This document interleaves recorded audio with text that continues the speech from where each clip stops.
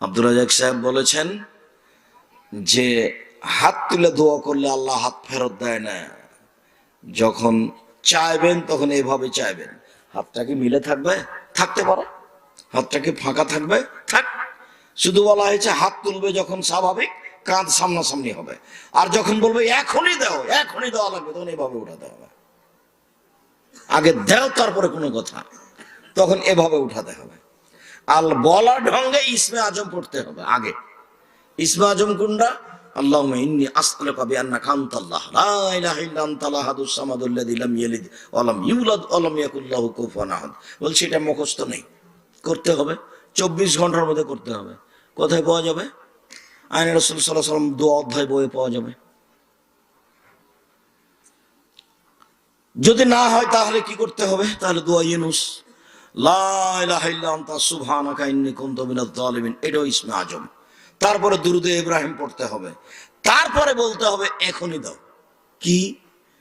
টাঙ্গাইল শহরে 10 কাঠার জমির ব্যবস্থা করে দাও, এটা বড় করে বাড়ি করব। যেটা প্রয়োজন, ভ্যান ট্যান যা হোক, গরু ছাগল, ছেলে মেয়ে, বউ বেটি, যা চান সেটাই। হাতে ভাবে উঠাতে হবে, এখনই দাও। দিয়ে প্রথমে কি বলতে হবে?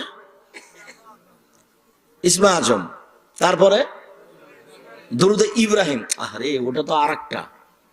ইসমে আজম হলো ইসমে আজম যেটা আমি বললাম সেটা ইসমে আজম, যেটা দোয়া ইউনুস সেটা ইসমে আজম, আর সূরা ফাতিহার প্রথম 3 আয়াত ইসমে আজম। আলহামদুলিল্লাহি রাব্বিল আলামিন আর রহমানির রহিম মালিকি ইয়াউমিদ্দিন। বাস, মানে প্রশংসা, আল্লাহর প্রশংসা। প্রশংসা প্রিয়, খুব প্রশংসা হলে খুব খুশি। আলহামদুলিল্লাহি রাব্বিল আলামিন বলেন খুব খুশি, যার জন্য আফজালুদ দুআ আলহামদুলিল্লাহ। আল্লাহ নবী বলছেন সবচেয়ে উত্তম দোয়া হলো আলহামদুলিল্লাহ। খুব খুশি, একবারে আটখানা হয়ে গেছে। যার জন্য সবচেয়ে দামি জিকির সুবহানাল্লাহি ওয়া আলহামদুলিল্লাহি ওয়া লা ইলাহা ইল্লাল্লাহু আল্লাহু আকবার। যার কারণে সবচেয়ে ভারী আমল সুবহানাল্লাহি ওয়া বিহামদিহি সুবহানাল্লাহিল আযীম। এগুলোতে কি আছে বলেন তো? ওর প্রশংসা আছে, ওর প্রশংসা আছে। খুব খুশি, প্রশংসা করলে খুব খুশি। যার জন্য প্রশংসা দিয়ে কথা শুরু করতে হবে। তখনও বলবো হ্যাঁ কি চাচ্ছ বলো দেখি, এবার যা চাইবে তাই দিয়ে দেবো। বুদ্ধি করেছ, প্রশংসা করেছ আমার, তারপরে দুরুদ পড়েছ। দুরুদ যদি না পড়ো তাহলে ও দোয়া উঠতে উঠতে এখানে থেমে যাবে, আর ওদিকে ঢুকতে পারবে না। কেন?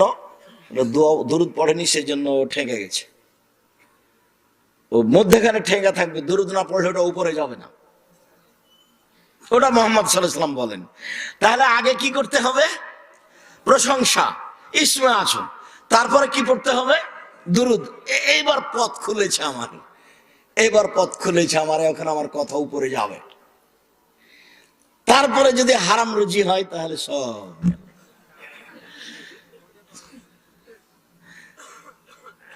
লোকটা বিপদে আছে, বিপদে পড়লে আল্লাহ যা বলেন সেটাই শুনে নেন। লোকটা মুসাফির, মুসাফির মানুষ যা বলে সেটা আল্লাহ শুনে নেন। হাত তুলে বললে মানুষ যা বলে, হাত তুলে যখন বলে তখন খালি হাত ফিরিয়ে দিতে লজ্জা পায় না। লোকটা হাত তুলে দোয়া করছে আমার দরবারে, আমার লজ্জা হয়, যাও যাও দিলাম যাও। তো লোকটা হাত তুলে বলছে, এরপরে একটাও হলো না। কেন? খাদ্য আছে হারাম, পানি আছে হারাম, পোশাক আছে হারাম, জিভে একটা নির্বহ হারাম। আমি শ্বশুরের কাছে টাকা যৌতুক নিয়ে বিবাহ করতে রাজি নই। আমি আব্দুর রাজ্জাক বিন ইউসুফ বলেছি, ভিক্ষা করা টাকা দিয়ে চাউল কিনে ভাত খেয়ে ইবাদত কবুল হবে, যৌতুকের টাকা দিয়ে চাউল কিনে ভাত খেয়ে ইবাদত কবুল হবে না। এই দেশে কোনো ব্যাংকিং ব্যবস্থায় চাকরি করে টাকা দিয়ে চাউল কিনে ভাত খেয়ে ইবাদত কবুল হবে না। এই দেশের কোন এনজিওতে চাকরি করে টাকা দিয়ে চাউল কিনে ভাত খেয়ে ইবাদত কবুল হবে না। অজান্তে যেসব টাকা পয়সা উপার্জন করছেন, বুঝতে পারলেন এটা টাকা বৈধ না অবৈধ, সেই টাকা দিয়ে চাউল কিনে ভাত খেয়ে ইবাদত করে হাত তুলে দোয়া করলে কবুল হবে না। হাদিস বুখারী মুসলিম। আর তোমাদের টাঙ্গাইলের কোন এলাকার জনৈক বড় ডাক্তারের কথা তোমাকে আমি কত শোনালাম। খুব বড় ডাক্তার, মেধাবী ছেলে, লন্ডন থেকে পড়ে এসেছে। পিজি হাসপাতালের বড় ডাক্তার, 2.5 লক্ষ টাকা বেতন, 3 লাখ টাকা। বাড়িতে আসলো, বাবার বাড়ি, গাড়ি থেকে নামলো, পরনে প্যান্ট আছে, টাকনোর নিচে আছে, গলায় টাই আছে, দাড়ি চাঁচা আছে, হাতে সিগারেট আছে, এইভাবে গাড়ি থেকে নামলো। একটু পরে বৌমা গাড়ি থেকে নামলো, গায়ে হালকা হালকা কাপড় আছে। একটু পরে নাতনি গাড়ি থেকে নামলো, দেখা গেল গায়ে কাপড় নেই, দেখা গেল গাড়ির পিছন দিকে কুকুর আছে। টাকা সবই লস। এইবার প্রেসক্রিপশনে যা লিখেছে তা ওই কোম্পানি লিখেছে যে কোম্পানি তাকে কি দেয়, টাকা দেয়। ও জানে যে এর চেয়ে ভালো ওষুধ আছে। বলেন কি এবার? শয়তান। সব টাকা হারাম, ব্যবসা বাণিজ্য হারাম, কর্মজীবন হারাম। স্বাভাবিক থেকেন, পয়সা উপার্জন করেন ব্যবসা করে। টাঙ্গাইলের জমি এখন দামি, গাজীপুরের জমি এখন দামি। জমি বিক্রি করে বড় ব্যবসা করব, কোটি কোটি টাকা ইনকাম করব, ঘুমের ঘরে টাকা ইনকাম করব, অসহায় মানুষের পাশে দাঁড়ানোর জন্য টাকা ইনকাম করব। মানুষকে উঠানোর জন্য নয়, নামানোর জন্য নয়। টাকা ইনকাম করব অসহায় মানুষের পাশে দাঁড়ানোর জন্য, ফকির মিসকিনের জন্য কোটি টাকা ইনকাম করব, ঘুমের ঘরে এ করব, টাকা ইনকাম করব। মোহাম্মদ সাল্লাল্লাহু আলাইহি ওয়াসাল্লাম বলছেন, পৃথিবীর মানুষ আত-তাজির আস-সাদিক আল-আমিন ইয়াকুনু ইয়াউমাল কিয়ামা মা শুহাদা ওয়া সিদ্দিকুন ওয়াল আম্বিয়া, সত্যবাদী বিশ্বস্ত ব্যবসায়ীরা বিচারের মাঠে নবীগণের সাথে থাকবেন। আর তিজারাত মাল কিদওয়াল হালাব, ব্যবসা অনেক সময় মিথ্যে কথা চলে আসে, অনেক সময় কসম চলে আসে। শুভ হবি সাদকা, দান করে মিটিয়ে দাও। এটা আল্লাহ নবীর কথা, আমি নিজে বলিনি কোনো কথা। সম্মানিত দিনী ভাই বোন, রাসূল সাল্লাল্লাহু আলাইহি ওয়াসাল্লাম বলেন এর ইবাদত কবুল হবে না। আবু হুরায়রা রাদিয়াল্লাহু তাআলা আনহু বলেন, রাসূল সাল্লাল্লাহু আলাইহি ওয়াসাল্লাম বলেছেন, ইয়াতি আলান নাসি জামানুন লা ইওয়ালিনা আসমা খাজা মিনহা মিনাল হালাল মিনাল হারাম।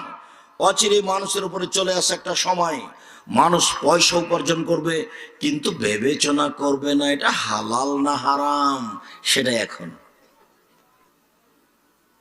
কত ভাবে যে পয়সা উপার্জন করছে। আল্লাহ নবী বলছেন, লাল ফাকশা ফাকরা আলাইকুম, আমার উম্মত দরিদ্র ফকির হয়ে যাবে এই ভয় আমি করি না।